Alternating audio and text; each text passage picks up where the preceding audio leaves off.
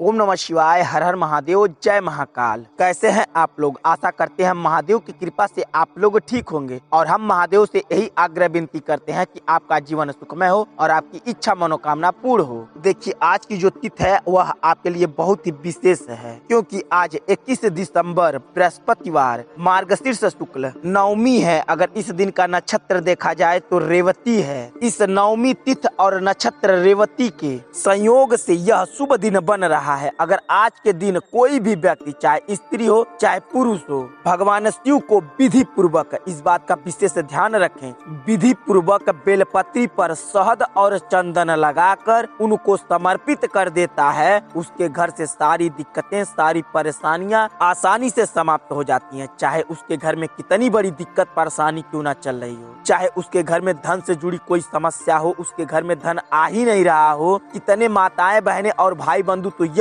उपाय धन से जुड़ी समस्याओं से छुटकारा पाने के लिए करते हैं। तो अगर आपके घर में धन से जुड़ी कोई भी समस्या हो, कोई भी दिक्कत हो, तो आप यह उपाय कर सकते हैं। या अगर आपके घर में किसी का तबीयत खराब हो, आप लाख दवा दुआ कराकर थक गए हो, तो आप यह उपाय एक बार मात्र करके आप कोई भी बीमारी हो, कोई भी निंदा हो, आसानी से उसे समाप्त कर सकते हैं। तो आपको यह उपाय कैसे करना है, कहाँ करना है और इसकी सही विधि क्या है, हम आपको इस वीडियो में बेहद विस्तार से बताएंगे और समझाएंगे भी। तो आप इस वीडियो को बेहद ध्यान से देखें और पूरा देखें। बताने से पहले आपको बता दें, अगर आप भोलेनाथ के सच्चे भक्त हो तो इस वीडियो को जरूर लाइक कर दें और चैनल को सब्सक्राइब करके बेल आइकन दबा लें। आपको इस उपाय के लिए सबसे पहले क्या करना है का बेहद ध्यान दें। जब आप बेलपत्री लेने जाएं तो बेल महाराज से आग्रह विनती करके तभी बेलपत्री तोड़ें, अन्यथा आप सूर्य उदय होने के बाद ही तोड़ने जाएं। और आप यह देखकर बेलपत्री लाएं कि बेलपत्री कटी फटी ना होनी चाहिए, वह साबुत बेलपत्री होनी चाहिए। अब आपको थोड़ा सा शहद लेना है और आपको थोड़ा सा चंदन लेना है। इन सारी सामग्रियों के साथ साथ आपको 1 लोटा जल लेना है। इस बात का बेहद ध्यान रखें, अगर आप अपने घर में गंगा जल रखे हैं तो उस जल में थोड़ा सा गंगा जल जरूर डाल लें। और जब आप लोटे में गंगा जल डाल रहे हो तो हर हर गंगे मन में एक बार बोलना बेहद जरूरी है। अब आप इन सारी सामग्रियों को लेने के बाद अगर आप चाहते हैं कि और कोई फूल पत्ती भगवान शिव को अर्पित करना है तो ले सकते हैं, पर यह सामग्री आपको बेहद आवश्यक है। इतना सब कुछ लेने के बाद अब आपको भगवान शिव के मंदिर पर जाना है। इस बात का बेहद ध्यान रखें। आप सभी कभी भी आप पूजा पाठ के लिए भगवान शिव के मंदिर पर जाएं तो एक बात का बेहद ध्यान रखें कि उस मंदिर का प्राण प्रतिष्ठा हुआ है कि नहीं हुआ है। यह प्राण प्रतिष्ठा क्या होता है हम आपको संक्षिप्त में बता देते हैं। जब कभी भी मंदिर की स्थापना होती है तो उसमें सबसे पहले उस मंदिर का प्राण प्रतिष्ठा होता है। किसी भी देवी देवता का मूर्ति उस मंदिर में बैठाया जाता है तो सबसे पहले उस मूर्ति में प्राण प्रतिष्ठा की जाती है, उसके बाद ही उस मंदिर का पूजा पाठ किया जाता है। अगर आपको प्राण प्रतिष्ठा क्या होता है पूर्णतः जानना है तो आपको नीचे डिस्क्रिप्शन में एक वीडियो का लिंक दिए हैं, आप उस वीडियो को देखकर पूर्णतः समझ सकते हैं कि प्राण प्रतिष्ठा क्या होता है और इसका क्या महत्व है।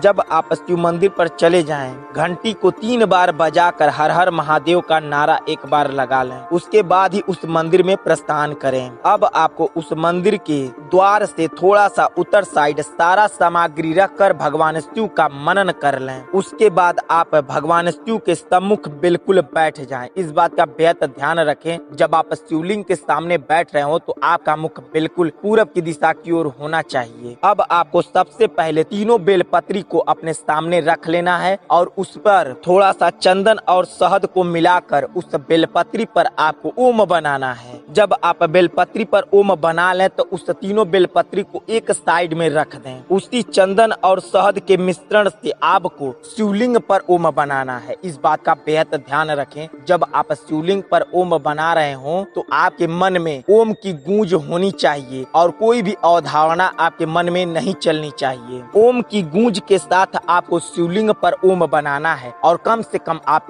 11 बार ओम बनाएं। और ओम कैसे बनाना है इस बात का बेहद ध्यान रखें। सबसे पहले आपको अपनी उंगली पर शहद और चंदन लगा लेना है और एक बार शहद चंदन लगाने पर शिवलिंग पर आपको पूरा ओम बना देना है। ऐसा नहीं करना है कि थोड़ा सा शहद चंदन लगाएं, आधा ओम बनाएं, फिर लगाकर पूरा ओम बनाना है। ऐसे नहीं, आपको एक बार शहद और चंदन लगाकर पूरा ओम बना देना है। इतना सब कुछ करने के बाद अब आपको तीनों बेलपत्री उठाना है और अपने हाथों पर रखकर ओम नमः शिवाय का जाप करना है और कम से कम आपको 11 बार ओम नमः शिवाय का जाप करना है। जब आप जाप कर लें तो उसके बाद एक बेलपत्री शिवलिंग के ऊपर रख दें और एक बेलपत्री अशोक सुंदरी की जगह रख दें और एक बेलपत्री जलधारी के बिल्कुल सीधाई पर जहाँ जल गिरता है वहाँ पर रख दें। अब आपको अपने हाथ जोड़कर आंख बंद करके आपकी जो इच्छा है, जो मनोकामना है, भगवान शिव को कह देनी है। अब आप जो कुछ भी फूल पत्ती भगवान शिव को चढ़ाने के लिए लेकर गए हैं वह उनके ऊपर समर्पित कर दें। अब आपको अंत में लोटे का जल लेना है और ओम नमः शिवाय का जाप करके लोटे का जल धीरे धीरे शिवलिंग पर गिराना है। और इस बात का बेहद ध्यान रखें, जब लोटे का जल शिवलिंग पर गिरा रहे हो तो आपको श्री शिवाय नमस्तुभ्यम का जाप करना है। और कब तक जाप करना है? जब तक लोटे का जल पूरा गिर ना जाए। जब पूरा लोटा का जल गिरा लें तो आप लोटा उल्टा करके भगवान शिव के सामने रख दें और वहाँ पर जो आप जलधारी के बिल्कुल सीधाई पर जो बेलपत्री रखे थे उस बेलपत्री को आप उठा लें। अब आप लोटा और बेलपत्री लेकर अपने घर चले आएं। इस बात का बेहद ध्यान रखें कि बेलपत्री जब वहाँ से उठा लें तो आपको बोलना नहीं है। आप इशारे में उनसे कुछ भी कह सकते हैं, पर आप जब जलधारी के बिल्कुल सीधाई वाला बेलपत्री उठा लें तो आपको बोलना नहीं है और तुरंत घर पे आए, जहाँ कहीं भी आप पूजा पाठ करते हो उस बेलपत्री को रख दें। उसके बाद आप बोल सकते हैं। अब आपको जैसे ही शाम होती है, जैसे ही सूर्य देवता डूब जाते हैं, जो लालिमा थोड़ी बहुत छाई रहती है, उसी समय आपको सबसे पहले थोड़ा सा काला तिल ले लेना है और साफ सुथरा तिल का तेल ले लेना है। इन दोनों सामग्रियों के साथ साथ आपको एक मट्टी का दिया लेना है और आपको एक बाती ले लेनी है। इन सारी सामग्रियों को लेकर आप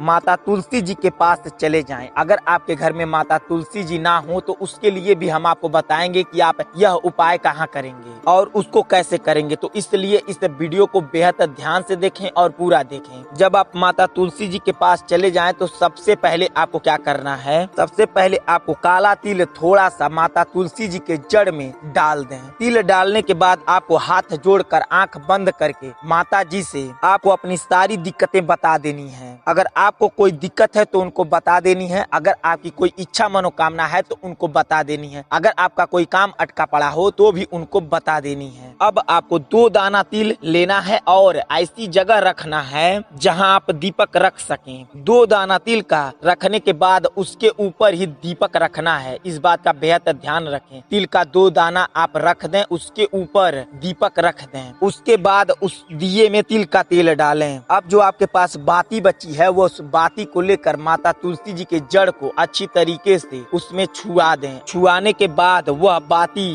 दिए में रख कर उसे प्रज्वलित कर दें। दीपक जलाने के बाद इस बात का बेहद ध्यान रखें, जो आप दीपक की बाती लगाए हैं वह तुलसी माता जी की तरफ होनी चाहिए। जब आप दीपक जला लें तो जो आप तिल का दाना उनके जड़ के पास छीटी हैं या छीटे हैं तो उसमें से कुछ दाना माता तुलसी जी से मांग कर वह ले लें और अपने तिल के जो तिल लेकर गई हैं उस तिल में डालकर अच्छे से मिला लें और वह तिल लेकर चले आए अपने घर में। उस तिल के दाने को अपने घर में हर एक कमरे में हर एक जगह एक एक तिल फेंक देना है। इतना जब कर लेंगे आप दूसरा दिया लेना है और ठीक उसी प्रकार आपको साफ सुथरा दिया लेना है और उस दिए के लिए आपको साफ सुथरा तिल का तेल लेना है और साफ सुथरी बाती लेनी है। इस बात का बेहद ध्यान रखें, वह दिया पहले जलाया ना हो। ऐसा नहीं कि जो दिया जला हो और फिर उसके बाद उसे यूज कर ले, नहीं। जो दिया एक बार यूज हो गया है उसको आपको नहीं लेना है। साफ सुथरी दिए की बाती लेनी है और दिया भी साफ सुथरा ही लेना है। दिए के साथ साथ आपको थोड़ा सा चावल लेना है। इस बात का बेहद ध्यान रखें, जो चावल का दाना लें वो आपके घर का ही होना चाहिए। ये नहीं कि किसी के घर से मांग ले, नहीं, वह चावल का दाना आपके घर का होना चाहिए। ठीक उसी प्रकार जिस प्रकार हम आपको पहले बताए हैं उसी प्रकार आपको माता तुलसी जी के पास जाना है। वैसे ही चावल का दाना उनके जड़ में रख देना है और आपकी जो इच्छा है, जो मनोकामना है, जो कोई भी काम अटका पड़ा है वो माता तुलसी जी को श्रद्धा पूर्वक अपने मन में कहकर माता जी को बता देनी है। वहाँ से भी आपको थोड़ा सा चावल का दाना लेकर जो चावल लेकर गए हैं उसमें मिला लें। यह चावल का दाना अपने घर के बाहर छींटना है। इस बात का बेहद ध्यान रखें, जो चावल का दाना है वो घर में नहीं छींटना है, उसे आपको अपने घर के चारों तरफ बाहर बाहर छींटना है। यह 2 दीपक का उपाय आपके जीवन के लिए अति लाभकारी है, क्योंकि यह उपाय कई सारी ग्रंथों में भी बताया गया है। अगर आपके घर बड़ी से बड़ी विपदा चल रही हो तो यह उपाय जरूर करके देखें। अब आपको बताते हैं, अगर आपके घर माता तुलसी जी ना हो तो आपको यह उपाय कहाँ करना है और कैसे करना है। इस उपाय के लिए आपको अपने घर से सबसे नजदीक जो कोई भी मंदिर हो, चाहे किसी भी देवी देवता का मंदिर हो, आपके घर से जो सबसे नजदीक पड़ता हो